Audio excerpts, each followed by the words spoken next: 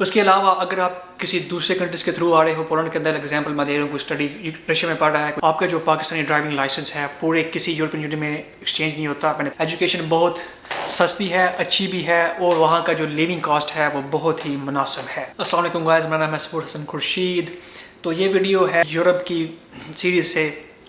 अब बात करते हैं पोलैंड की। पोलैंड के बारे में पूछा जी, पोलैंड के बारे में थोड़ी सी डिटेल बताई जाए, इसके बाद में थोड़े से मज़े दिए जाएँ कि पोलैंड क्यों चूज़ करना चाहिए।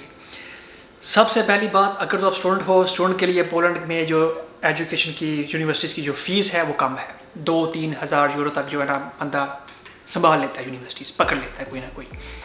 सिर्फ एक ड्रॉबैक जो मैंने नोटिस किया है पोलैंड का वो ये है कि ये वीज़े नहीं देता पाकिस्तान से इसका वीज़ा रेशो बहुत ही गंदा है। जो मैं सोचता हूँ वो ये है कि जी अब यूक्रेन की जंग लगी तो इन्होंने मिलियंस ऑफ बंदे जो हैं अपने कंट्री के अंदर बुलाए, जिनमें बच्चे भी थे, स्टूडेंट्स भी थे, वर्कर्स भी थे, लेबर भी थे। तो वो जो पोलैंड के अंदर जो गैप्स थे उन्होंने वो सारे भर दिए। तो अब उनके पास इतनी गुंजाइश नहीं है कि वो बाहर से बंदे बुलाएं, तो इसलिए वो बड़े सिलेक्टिव हो गए हैं वीज़े के मामले में। ये जो है मेरा ओपिनियन है, जो मैंने वहाँ पे गौर किया था।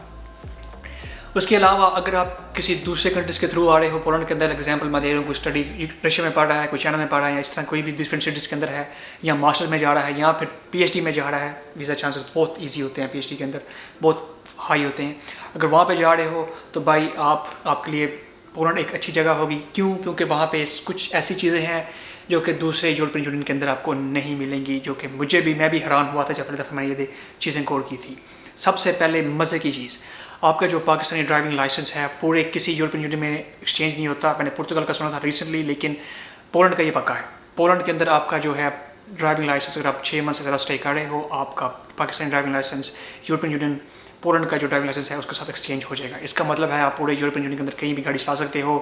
ऊबर ईट्स हो गई, बोल्ट हो गया, ग्लोबो हो गया, आप कुछ भी इन चीज़ों में एलिजिबल हो जाते हो अपना अकाउंट बनाने के लिए, टैक्सी के लिए, ऊबर के लिए। तो ये एक बहुत अच्छा कह लो कि प्लस पॉइंट है। उसके अलावा पॉइंट ये है कि भाई वहाँ की जो एजुकेशन है, एजुकेशन बहुत सस्ती है, अच्छी भी है, और वहाँ का जो लिविंग कॉस्ट है वो बहुत ही मुनासिब है मेरी नज़र के अंदर as compare to other European cities.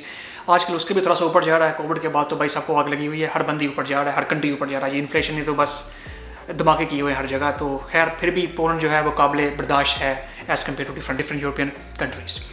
तो ये कुछ चीज़ें हैं। इसके अलावा जी पीआर का सिस्टम यहाँ पे ये है कि मैंने वहाँ पे कुछ आगे पीआर वाला सिस्टम भी चलता है, जिसमें शादी आती है। ऑफ कोर्स शादी तो हर कंट्री में चलती है, लेकिन शादी वाला पंगा ना ही लो तो बेहतर है, इस झमेले में ना ही पड़ो तो बेहतर है। मेरी रिकमेंडेशन ये है, क्योंकि हर बंदे से संभाली नहीं जाती ये।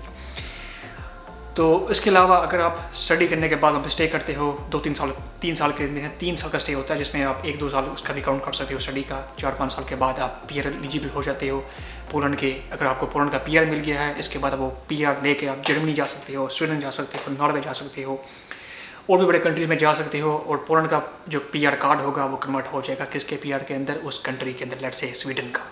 तो ये एक बहुत अच्छा प्लस पॉइंट है कि आप लो लिविंग कॉस्ट वाले कंट्री में रह के कल को वहाँ पे मूव कर जाएं और सेफ हो जाए। लेकिन हालांकि पोलैंड भी इतना बुरी ऑप्शन नहीं है, मुझे पसंद है पोलैंड।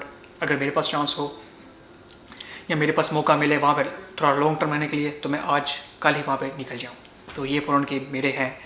उसके बाद मुझे पोलैंड का जो है आर्किटेक्चर बड़ा पसंद है, क्योंकि एक वहाँ पे ना बड़ी मज़े की कह लो कि व्यू मिलता है मुझे, जो है ओरेंज टील। शायद आपको ओरेंज टील का पता होगा, कोई कलर ग्रेडिंग के अंदर है, कोई फिल्म मेकिंग के अंदर है तो उसे पता होगा।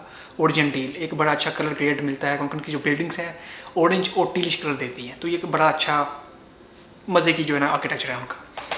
इसके अलावा वहाँ के लोग इतने रेसिस्ट, मैं बोलूँगा रेसिस्ट नहीं है, इतने लोग वहाँ के थोड़े से ओपन माइंडेड है।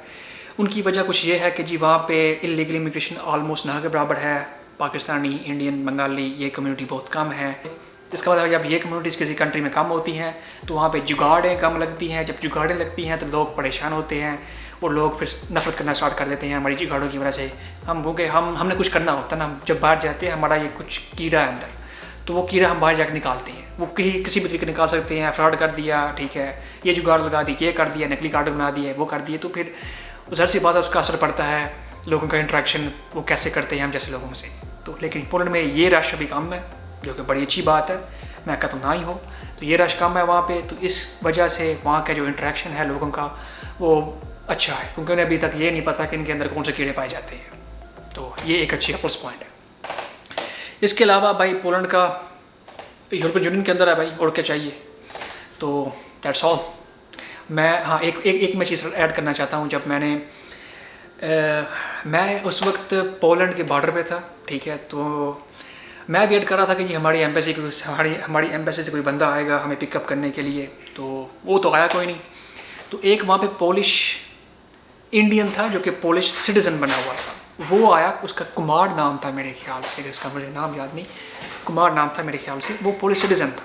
उसने हमें वहाँ से रिसीव किया, ठीक है। उसने अपना पासपोर्ट दिखाया कि भाई मैं पोलिश सिटीज़न बन चुका हूँ। कुछ साल लगे थे उसे। वो पाकिस्तान गया हुआ था, वो बंदा लाहौर भी आया था। तो मैं बताना ये चाह रहा था कि भाई कि अगर आपको पोलिश पासपोर्ट मिलता है, वो भी एक स्ट्रॉन्ग पासपोर्ट है, 5 में 6 नंबर पे आता है। उसके 186 कंट्रीज़ जो हैं वो वीज़ा फ्री हैं, फ्रीडम ऑफ मूवमेंट है।